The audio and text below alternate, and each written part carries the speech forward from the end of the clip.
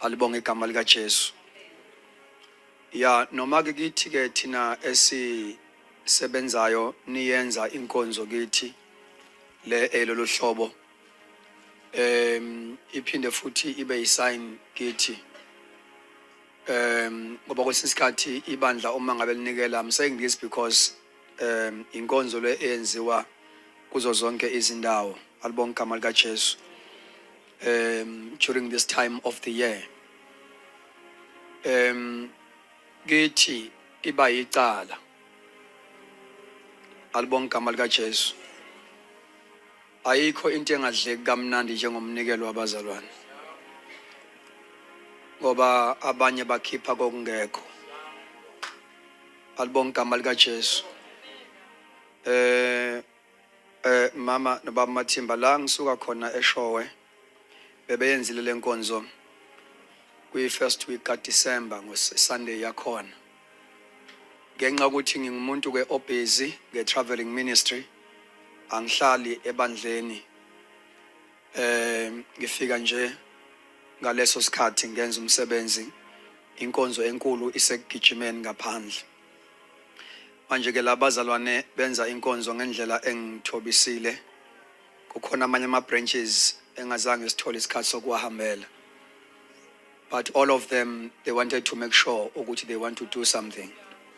So ngibiza ke ama elder lawe ngisebenza nawo as a church board ukuthi ngiyacela ukuthi ningikhulumele nalabazalwane abezayo kulama branches ukuthi bangeza kodwa ngicela ukuthi bangaphathi lutho, ngoba to me kuyicala ukuthatha kubona ngingazange ngibe nesikhathi sabo. Hallelujah. So ningacabangi ke ukuthi uma nenzela abantu bakaNkulunkulu le appreciation, in as much as it's very good, iBhayibheli liyakhuthaza ukuthi honor those njoba umama bekade efundisa la. And amanye ama version athi esteem them very highly, you know. So it's your role. Alibonge igama lika Jesu. Yeah, it's your role as a church to honor those God has ababizwa uNkulunkulu. Praise the Lord. To people who are genuinely called by God, like your parents. Amen. Yeah. Inkonzo ethobisayo. Alibonge igama lika Jesu. Mina ke baba noma Mathimba ngingibabongela abantu abawudla kamnandi umnikelo wabazalwane. Ngijaye bayazi ngiyababongela laba bantu. Alibonge igama lika Jesu. Yabo nje bangelapha nje ngisuka kwenye indawo. There is a gesture which is very good ukuthi uma i-guest speaker ifikile you give them something. Alibonge igama lenkosi. Ngiyakhumbula ukuthi ngishumayela okokuqala kwi platform enkulu yabantu abasha ebandleni engikulona, because since from 2006 ngingena emsebenzini kaNkulunkulu, uNkulunkulu waqala ukusebenza ngami ngisanda kusindiswa. Sindiswe ngo1996 ngise high school. Alibonge igama lika Jesu. So ngaqala ke ngaphithizela ngishumayela ezikoleni ezibhedlela nama open airs.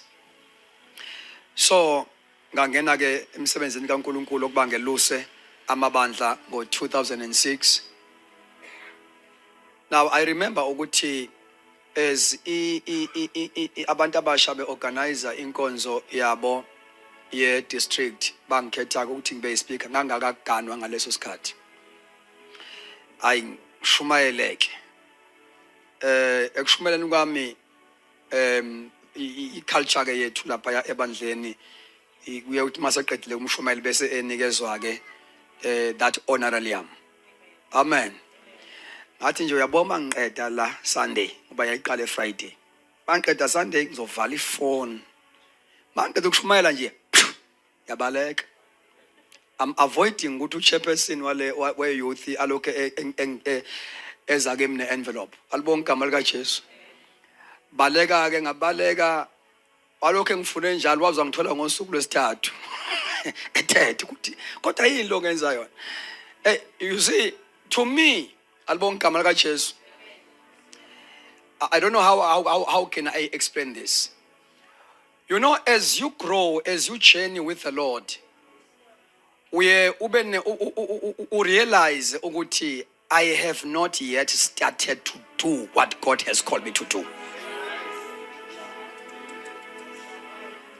Angakaqali.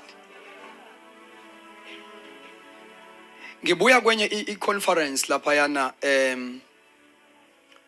bathi le ndawo mawudlula e-South Coast udlule emagate ePort Edward. So always when I finish ministering bakhona into ethi awukakenzi lutho. Alibonga igama lika Jesu. I'm always challenged. As you grow, uma uhamba kahle nje nenkosi, noma ulifunda iBhayibheli, bakhona into ethi awukakalifundi. Noma uthandaza, bekhona into awukakafiki khona ekuthandazeni. The more you know la enkosini is the more you realize that you don't know. The more you pray is the more you realize that I have not yet started to pray. Alibonga igama lika Jesu. Now, lento yasenkosini yamangaza ngoba uzuyibuza umbuzo ukuthi kathi ngiyofika phi. Kukuphi lapho engothi khona sengifikile. You know, uthi uPaul nama ngisho ukuthi sengifike khona. Kodwa iyodwa into engiyenzayo ngiyakhohlwa ngokusemva. Ukuthi ngishumayela izolo bawaphansi abantu ngiyakhohlwa ilokho. Ngiyazelulela kongaphambili. Ngoba I understand ukuthi angikafiki emgomeni wami. Glory to Jesus. Hallelujah.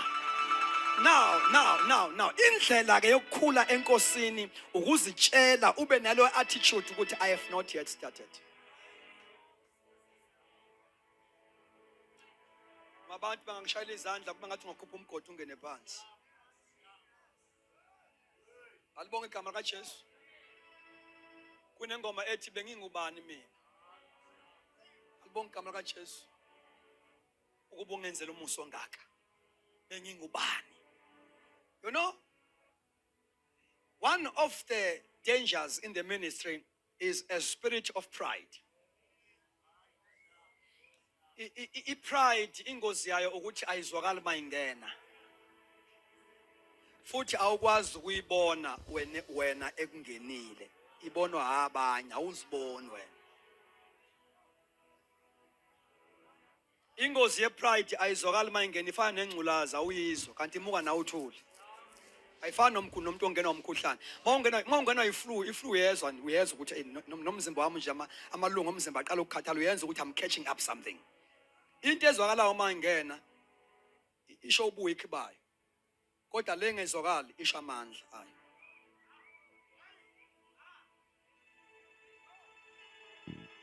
Siyingozi sifo esingezwakali masingena.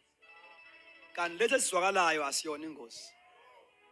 Esiyingozi lesi singezwakali. Ophila nazo nje ungezwa lutho. Kanti you are dying a slow death. Injalo ipride. Umingene emntwini ayizwakali. That is why umuzokhula kahle enkosini, you must be always under authority. You must be always submit yourself under some leadership. Yeah? Under leadership, under spiritual authority. Because as operator under authority, ubanabantu abakumonitayo closely abakutshelayo. Ngabathanda abantu abazokubeka ngetitle. Uma nje ungusibusiso hlatshwayo. Thola abantu abangezokubiza ngomprofeti bathi hey wesibusiso uyaphetha ke manje. Uma ungenayo abantu abakubiza ngegama abakutshela ukuthi uyaphetha mase uphetha usengozini. Abazoyeka yonke into yakho ucotshiwe. Yonke into yakho yokuthi uyashumayela wena usenza nkulu abazoyiyeka bangayinaki bathi woza la sibusiso uyaphetha ke manje. Yezwa mfana wami. Abanye ngapha mongena bathi nanga umprofeti nanga ba kodwa fanele bekhona ube nomuntu othi woza la mfana wami woza come here. Ayikho into eyingozi njengepride. awuziboni. Yabo umuntu one-pride njengoba ngimlanga phambili nje uthi yazi lento ayisho mina bengayibeka kangcono. Alekade ngishumayela uthi hayi yazi ukuthi inshumayela cha ushumayela kodwa mina bengingabeka kanje. Kube kuthiwa bekuyimina. That's a danger of a pride. Umuntu prideful does not receive anything.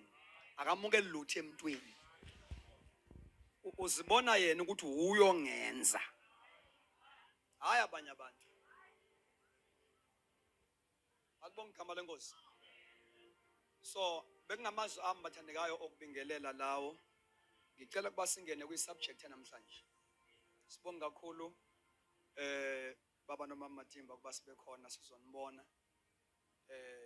Nomndeni wonke ibandla lilonke, leadership yonke abefundisi bonke abakhona.